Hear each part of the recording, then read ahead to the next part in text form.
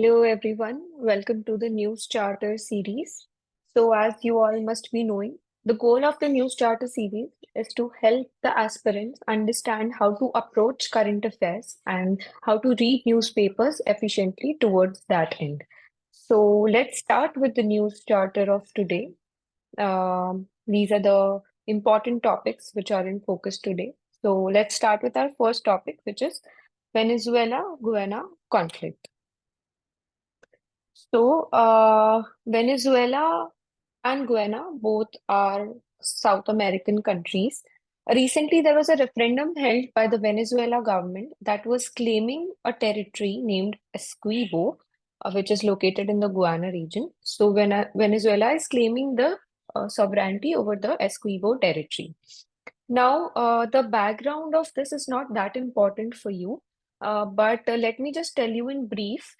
Basically, Guyana was a colony of UK. It was a British colony, and Venezuela before this had always held control. At least they claimed to hold control over the Essequibo region. Now, when the British drew the boundaries, the Essequibo region went to Guyana, but Venezuela refuses to accept that. And time and again, it keeps claiming sovereignty over the Essequibo region. Now, why Venezuela is so much interested in the Essequibo region is because this is an oil-rich region which can help the economy of those countries. So that is the reason. But from your exam perspective, these things are not that important. You need to understand the mapping of these regions. So, if you can see, Venezuela is bordered in the north by Caribbean Sea and the Atlantic Ocean, on the west by Colombia, Brazil on the south, Trinidad and Tobago on the northeast, and east by the Guyana. Similarly, for Guyana, if we see it is boundaried by the Atlantic Ocean in the north, Brazil to the south and southwest, and Venezuela to the west, Suriname to the east. Orinoco River is flowing through Venezuela. So this also you can see. Look through the map and see if you can find any more rivers in the region and put it in the comment section if you can see any more rivers in the region. We'll move on to our next topic, which is Parliamentary Ethics Committee. So why this is in news? This thing has been in news since a long time, and that is because there is an MP, member of parliament by the name of Mahua Moitra, who has been accused of taking cash for asking questions in the parliament. So this is something which is considered to be a breach of privilege of a member of parliament, and it is considered to be a very grave act with very bad consequences. So, from our exam perspective, we need to know about the Parliamentary Ethics Committee. So, each house has its own Parliamentary Ethics Committee. In Lok Sabha, it does not have more than 15 members, nominated by the Speaker, and the term is 1 year. Again, if we go for Rajya Sabha, it consists of not more than 10 members, which are nominated by the chairman of the Rajya Sabha, and the term is again not exceeding 1 year. What are the functions of this committee? To oversee the moral and ethical conduct of the members, to examine the cases referred to it with reference to ethical or other misconduct. Only an MP can be examined for misconduct. Very important point. Now, about ethics committee, see the role of ethics committee is to recommend a course of action. In this case, ethics panel recommended expulsion of the member of parliament. But it completely depends on the discretion of the house if they want to expel the member or not. So voting will be done in the house, and if the house votes in favor of expulsion, then only that member will be expelled. Now for you, your homework is to understand and read about the Privilege Committee of Parliament, because this committee also has a similar role in terms of breach of privileges of members of Parliament, and to understand the difference between Ethics Committee and Privilege Committee and why this particular case was referred to the Ethics Committee. So this is your homework. Read about it. We'll move on to our next topic. Uh, our next topic is National Crisis Management Committee. So, since there has been a cyclone going on in the Bay of Bengal region, A committee, this National Crisis Management Committee is set up by the Government of India. It is set up always in the wake of a natural calamity for coordination and implementation of relief measures. It is headed by the Cabinet Secretary. In terms of composition, Cabinet Secretary is the chairperson, and it will consist of the secretaries of ministries or departments which are dealing with the specific disaster management responsibilities. So it is not fixed. It depends on the disaster and which departments are involved as to who are other people will be the members of the committee. So this is about the Crisis Management Committee. Now, talking about cyclone in the Bay of Bengal, UPSC has already asked this question again, so it becomes sort of our duty to understand why intense cyclones happen only in the Bay of Bengal and not in the Arabian Sea.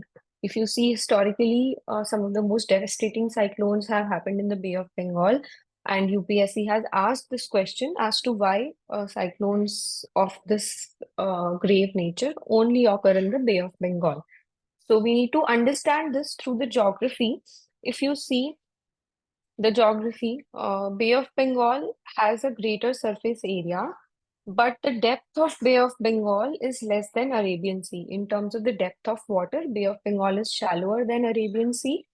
So what happens is, because of this shallow depth and because of this wide surface area, faster heating occurs in the Bay of Bengal region. So faster heating causes the rate of evaporation increases basically. The faster evaporation forms a high pressure zone in the area, causing instability in the region.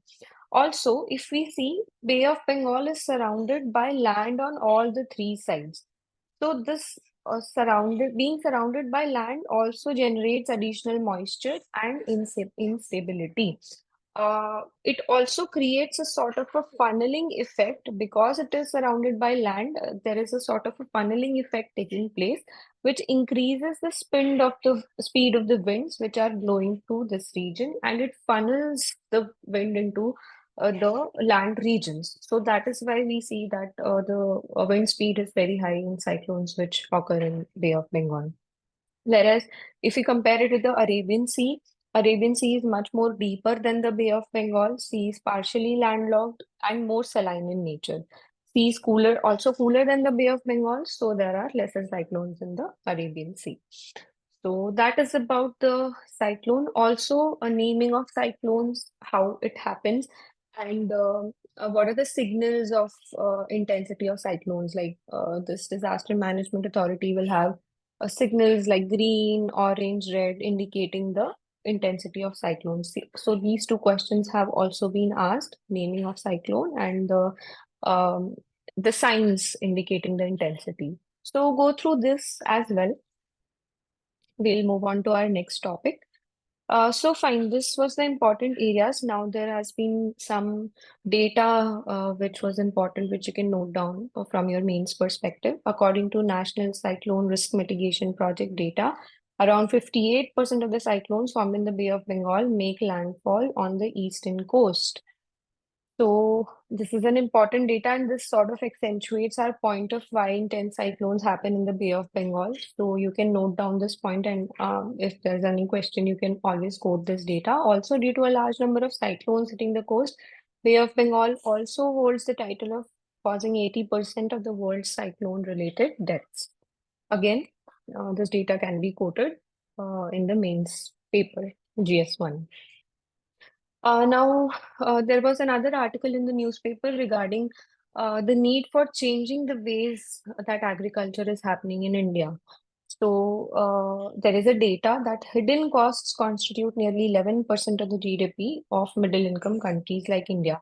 Now, what are these hidden costs? Hidden costs can be many. For example, the inputs that we're putting, water, electricity, manpower, these are all are explicit costs, but there are some hidden costs. For example, there's a lot of disguised unemployment which happens in agriculture. If those people are put to productive use, our GDP, if they would contribute much greater to our GDP. Similarly, due to the lack of technological interventions, the output or the gross value added from agriculture sector is not very high. So these are all causing a loss to our GDP, and these are all can be considered to be the hidden costs in our GDP. Again, the main question of the day for today is based on parliamentary committee system. Representativeness, responsiveness, accountability are the foundational pillars of parliamentary democracy. Examine the efficiency of parliamentary committee system and promoting accountability of the legislature. So parliamentary committees is important for both prelims and mains. Time and again, UPSC has asked questions on parliamentary committees. So try to include good examples in your answers. Try to, for example, this ethics committee recently, this example also you can quote along with good number of data as to how the role of parliamentary committee basically has been reducing in the recent times. If you compare it with, let's say, 13th or 14th Lok Sabha, you'll see that the number of bills that have been reserved for parliamentary committees has been reducing. So quote this data and write an excellent answer, and you can join the Vishishta IS Telegram channel and post your answers there. We will evaluate your answer and give you feedback on that. These are some of the important points to note down from the prelims perspective. Again, from the article that was about agriculture, monocropping, multicropping, and then the types of multicropping. So you can note this down, and I'll see you again tomorrow. All the best.